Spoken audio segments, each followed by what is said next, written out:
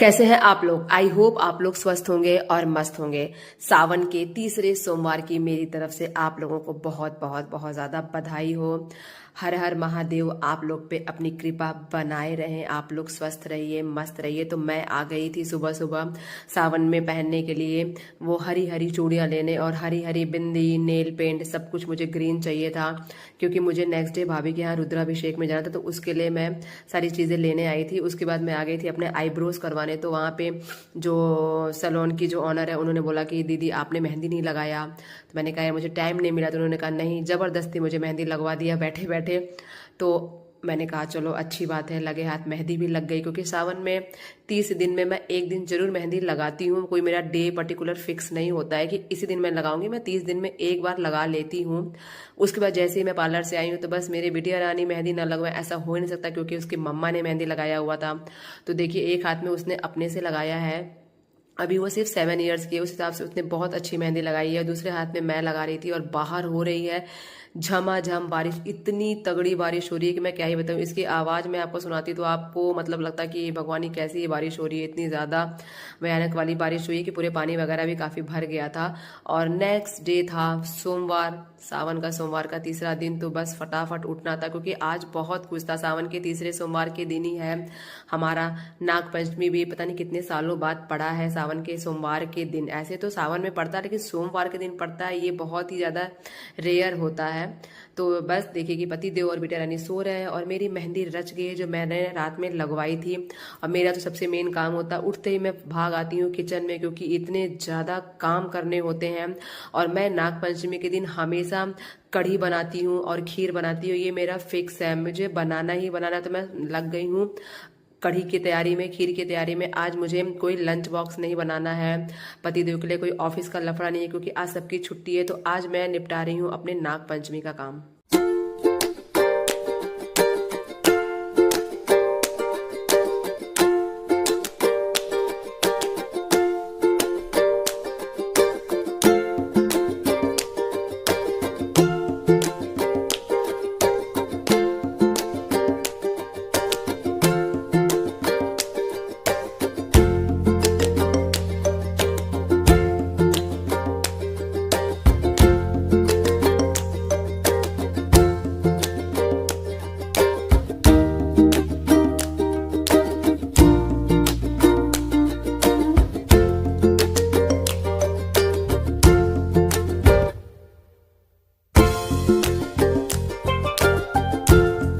तो देखा आपने कि मैंने कितने सारे काम निपटा लिए हैं। और मेरी बिटिया रानी अब जग चुकी थी तो मैंने फटाक से उन्हें एप्पल दे दिया है, उनके पापा उन्हें खिलाएंगे। और मैं आ गई हूँ अपने ब्यूटीफुल से हरे भरे गार्डन में मंदिर पे चढ़ाने के लिए, फूल तोड़ने के लिए। और देखिए कि मानसून में हमारा जो गार्डन होता है वो कितना ज्यादा और हरा भरा हो जाता है, बहुत ही ज्यादा सुंदर लगता है, मजा आता है। और जब आपके गार्डन में खूब सारे फूल वगैरह खिले हो तो और भी खुशी मिलती है कि ये मैंने जो मेहनत किया है वो मेहनत रंग लाई और काफी ज्यादा फूल हमारे गार्डन में हुए हैं। तो देखिए मेरे गार्डन के प्यारे प्यारे कलरफुल से फूल। उसके बाद मैंने अपने बिटिया रानी का सूट निकाल दिया था क्योंकि उसे आज सूट ही पहनना था पूजा में। फिर पति देव और बिटिया रानी ने खाना वाना खा लिया। इन लोगों को खिलाने के बाद मुझे जो सुकून मिलता है कि मैं क्या ही बताऊं। फिर मैं लग गई थी फटाफट रेडी होने के लिए। अब अपना पैर कलर कर रही हूं, मुझे पैर कलर करना बहुत पसंद है। मैं इतनी ज्यादा हड़बड़ी में हूं कि मैं आपको क्या ही बताऊं।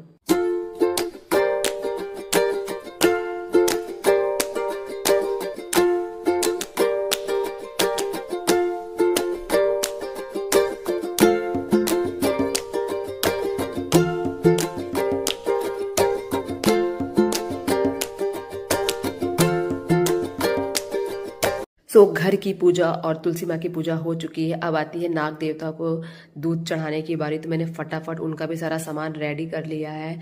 पति देव को बोला कि आप फटाक से जाओ और बाहर से आम का वो जो पत्ता होता है वो तोड़ के लाओ। हमारे यहाँ तो उस पत्ते में ही रख के उसको चढ़ाते हैं। आपके यहाँ कैसे चढ़ाते हैं आप मुझे बताइएगा। और आप मुझे ये भी बताना कि आपको मेरा आज का लुक कैसा लगा, सावन के तीसरे सोमवार का लुक कैसा लगा। मैंने हर सोमवार का लुक आपसे शेयर किया है तो आप मुझे कमेंट करके जरूर बताना। उसके बाद फिर मैं लग गई थी थी फटाक से दूध चढ़ाने के लिए, क्योंकि मुझे बहुत ज़्यादा देरी हो रहा है। मुझे भाभी के यहाँ रुद्राभिषेक में जाना है और उससे पहले मुझे अभी मंदिर भी जाना है। तो मुझे आज, जबकि मैं 6:30 पे जग गई थी, मुझे इतना ज़्यादा लेट हो रहा, मैं इतनी ज़्यादा हड़बड़ी हुई हूँ। मैं आपको बताऊँ कि लिटरली मैं दौड़ दौड़ के काम कर रही हूँ, इतना ज़्यादा मुझे लेट हो रहा था। मुझे लग रहा था कि मैं एकदम टाइम पे रुद्राभिषेक में पहुंच जाऊं, मुझे लेट ना हो जाए।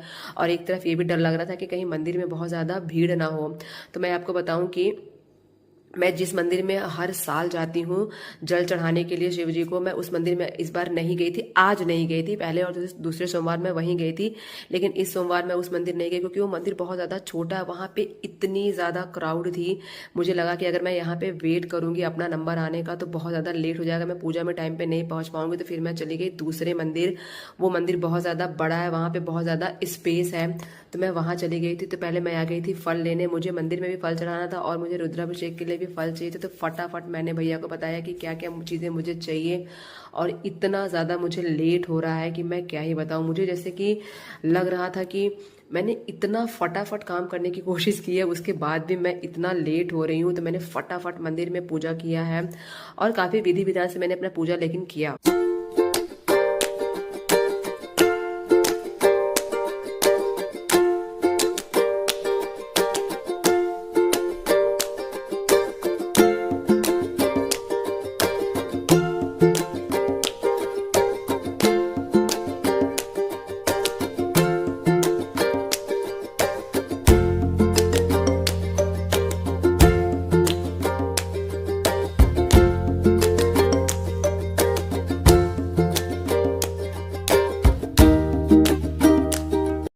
मैंने पूरी विधि विधान से बम बम भोले का पूजा पाठ कर लिया है, उनका आशीर्वाद ले लिया है। नाग देवता की भी मैंने आज पूजा की, क्योंकि आज नाग पंचमी है। तो मैंने कहा कि थोड़ा लेट ही सही, लेकिन पहले जहां आए पहले वहां पे अच्छे से पूजा कर लिया जाए। और आप मेरी स्पीड देख के समझ रहे होंगे कि मुझे कितनी ज़्यादा हड़बड़ी है, मैं कितनी ज़्यादा जल्दी में हूँ। मेरा बहुत ज़्यादा मन कर रहा था कि मैं बहुत साल बाद इस मंदिर में आई हूँ, थोड़ा बैठ के यहाँ पे 10-15 मिनट टाइम स्पेंड करूँ, लेकिन मेरे पास समय नहीं।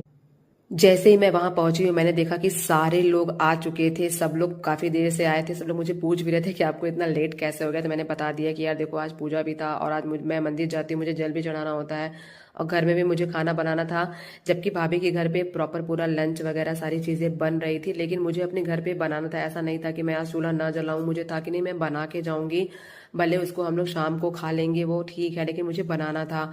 तो बस यहाँ पे हम लोग आ गए, सब लोग बैठे थे, बहुत ही ज्यादा विधि विधान से पूजा संपन्न हुई, बहुत अच्छे से पंडित जी ने पूजा कराया और सारे लोग बैठे थे ना, पूरे फैमिली मेंबर्स। तो इतना ज्यादा अच्छा लग रहा था, सब लोग बैठे थे, बहुत बढ़िया लग रहा था। फिर मैंने तो कर लिया था पूजा। फिर अपने पति देव और बिटिया रानी को भी मैंने कहा कि आप लोग भी थोड़ी सी पूजा कर लो। थोड़ा सा उन्हें मैं बता रही थी क्या क्या चीजें करना है। तो बस देखिए, वहां पे मेरी नानी है और भी सारे लोग हैं भाभी के घर के, तो सब लोग वहीं पे हैं, नानी भी आई हुई थी। तो बस हम लोग बैठे हुए हैं और बहुत बहुत बहुत बहुत बहुत ज़्यादा अच्छा लगा। आपको मेरा ये वीडियो कैसा लगा मुझे कमेंट करके ज़रूर बताइएगा। अगर अच्छा लगा so please do like share and subscribe to my YouTube channel which is Priyanka.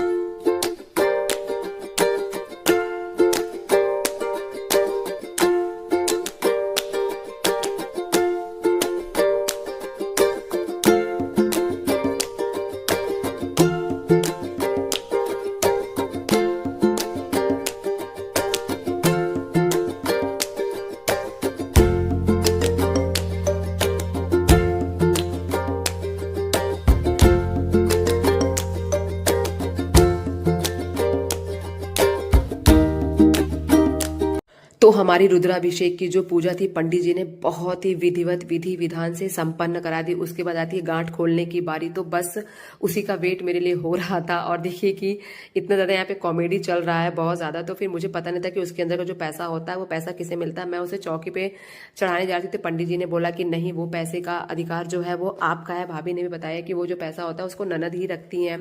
तो मैंने कहा वाह क्या बात है, बहुत ही खुशी की बात है। फिर मैंने पैसा लिया और उसमें जो चीजें थी, उसमें फूल फूल अक्षत वगैरह था उसको मैंने चौकी पे चढ़ा दिया।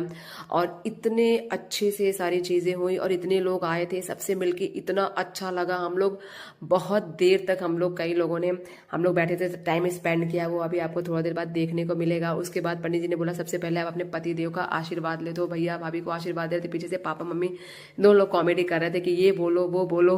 तो भैया जो पापा बोल रहे थे भैया वो बोल के भाभी को आशीर्वाद दे रहे थे। उसके बाद पंडित जी ने कहा कि सारी लेडीज सब लोग आई, प्रसाद ले लीजिए। तो फटाफट सब लोग प्रसाद लेने आ गए थे और इतना ज़्यादा बढ़िया लगा, इतना ज़्यादा अच्छा पूरा माहौल बन जाता है ना जब बम बम भोले का श्रृंगार हो रहा था। और जब आरती क्या बोलती हूँ उसे, जो हवन होता है, हवन जब हो रहा था वो सारी चीज़ें हो रही थी, तो मम्मी और नानी गाना गा रही थी, तो इतना ज़्यादा अच्छा लग रहा था। उसकी रियल वॉइस मैंने आपसे नहीं शेयर किया क्योंकि फिर बहुत ज़्यादा शोर भी हो रहा था तो आपको उतना समझ में नहीं आता। बहुत ज़्यादा मज़ा आया था, बहुत अच्छा माहौल हो गया था। फिर भैया भाभी आ गए थे पापा का आशीर्वाद लेने के लिए। बस यहाँ पे यही चल रहा था, बड़े जो हैं वो छोटों को आशीर्वाद दे रहे थे, छोटे बड़ों से आशीर्वाद ले रहे थे, ये सारी चीज़ें चल रही थी। फिर पंडित जी ने भाभी को पूरा श्रृंगार का सामान दिया, सुहाग का सामान। तो मैंने इसी समय सारी लेडीज को बांट दिया। भाभी ने कहा कि जितने लोग आए सबको आप पूरा प्रसाद बांट दे रहे, तो मैंने सबको चूड़ी और बिंदी दे दिया था सारे लोगों को। उसके बाद सब लोगों को हमने बैठा दिया था बेडरूम में कि आप लोग वहां जाके सब लोग आराम से कंफर्टेबल होके बैठिए। और यहाँ लिविंग रूम में मैं बैठ गई थी, आराम से प्रसाद लगा रही थी क्योंकि अभी सबको देना था। तो मेरी बेटे रानी ने मेरी बहुत ज़्यादा हेल्प करी है। और देखिए कि यहाँ पे भाभी बैठी हैं, हमारी मौज मस्ती चल रही है और अगल बगल और भी बहुत ज़्यादा लोग बैठे हैं जो कि मौज मस्ती हो।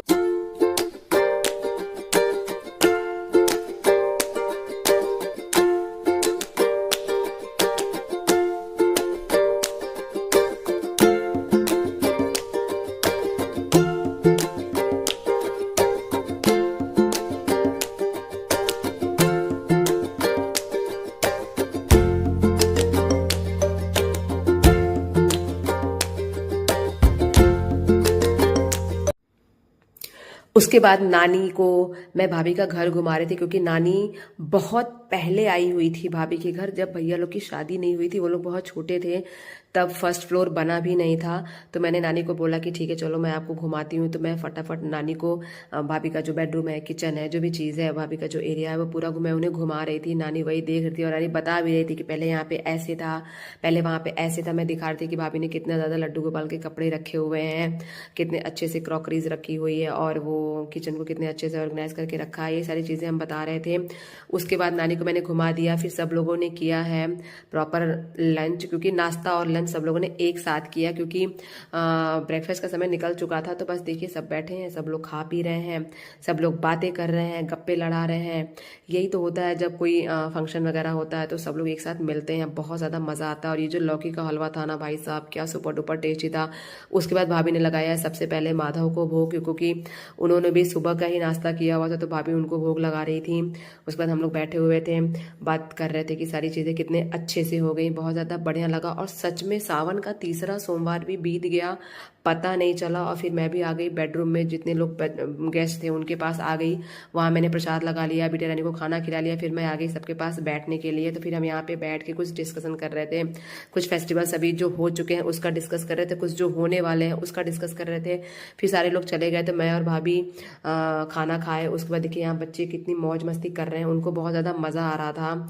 वो पूजा पाठ का जो सामान देख के उन्हें कुछ ना कुछ खुरापात करने का मन कर रहा था, तो ये बीच बीच में उन्हें देखने आ जा रही थी। फिर हमारा जाने का समय हो चुका था क्योंकि रात हो गई है, हमें बज गए हैं रात के 9:30। हम लोग सुबह का आए, सब लोग यही इसी रूम में हम लोग बैठे थे, बहुत ज़्यादा हमने बातें की, बहुत ज़्यादा हंसी मजाक किया, बहुत ज़्यादा मौज मस्ती की है। तो इतना ज़्यादा मज़ा आया है ना कि क्या ही बताऊं। और आपको वीडियो कैसा लगता है आप प्लीज़ मुझे कमेंट करके बताया करो, बिल्कुल भी आप मुझे बताया करो आपको क्या अच्छा लगता है, क्या क्या चीज़ें हैं।